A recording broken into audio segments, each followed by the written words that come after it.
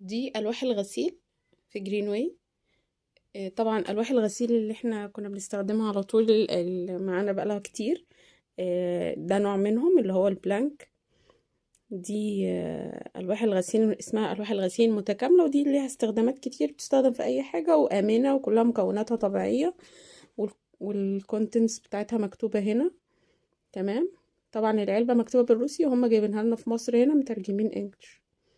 تمام. ده البرودكت الجديد من الألواح الغسيل، نفس الماركة برضو بايوتيرم، بس دي علبة أقل في العدد. العلبة دي عبارة عن 60 شيت. تمام. إنما العلبة دي عبارة عن 38 شيت. الاتنين نفس المكونات، يعني أنا قريت الكومبوننتس بتاع الاتنين نفس المكونات. هي الفرق ان دي اقل في الكمية وشكلها اصغر. طبعا العلبة اصغر، ممكن تبقى في شنطتك مثلا او حاجة بوكت كده في الشنطة، فتقدري تستخدمي منها. يعني احنا لو حطينا دولت كده بالظبط نفس حجم الورقة، نفس الحجم بتاع القديم، مفيش اي اختلاف. هي فرق بس ان هي منتج جديد، وفي الريحة بتاعتها مختلفة طبعا، روائح جديدة يعني.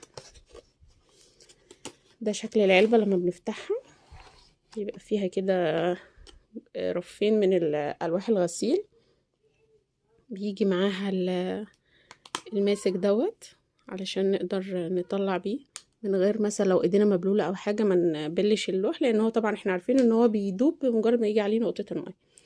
ده شكله، ده عبارة عن ورقة كده. تمام. بنقدر ان احنا ممكن مثلا نقطع جزء اهو، بتتقطع بسهولة خالص، عاملة زي الفل كده، سهلة يعني، مش هارد كده ان احنا نقطعها، سهلة جدا. دي مجرد ما بيجي عليها شوية مية بتدوب.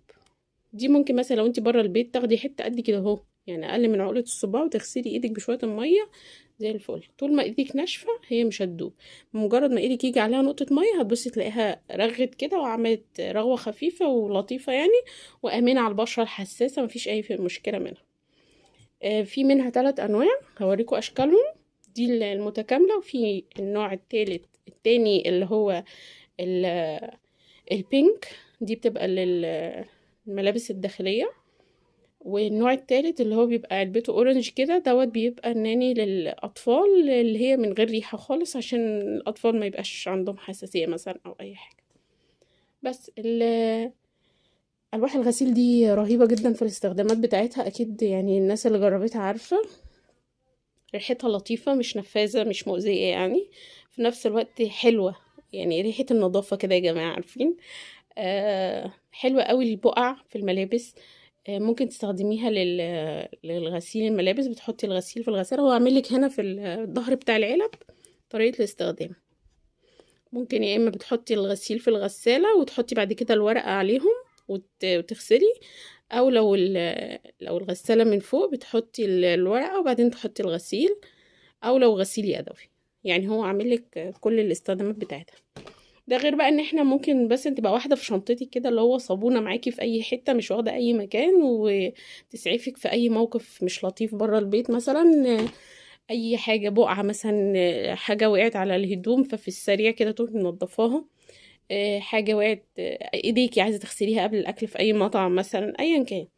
تمام. الواح الغسيل دي من الحاجات الأساسية حقيقي في كل بيت، يعني ممكن مثلا تجربيها، لو تاخدي شيت أو 2 تجربيهم، وبعد كده يبقى عندك العلبة دي بتقعد معاكي وقت طويل، لأن انت زي ما قلنا بتتقطع كده وبتستخدمي منها أجزاء صغيرة. تمام. بس ده الفرق بين المنتجين، مفيش أي فرق غير بس الكمية، لكن نفس المكونات ونفس الكومبوننت بتاع المنتج يعني. شكرا.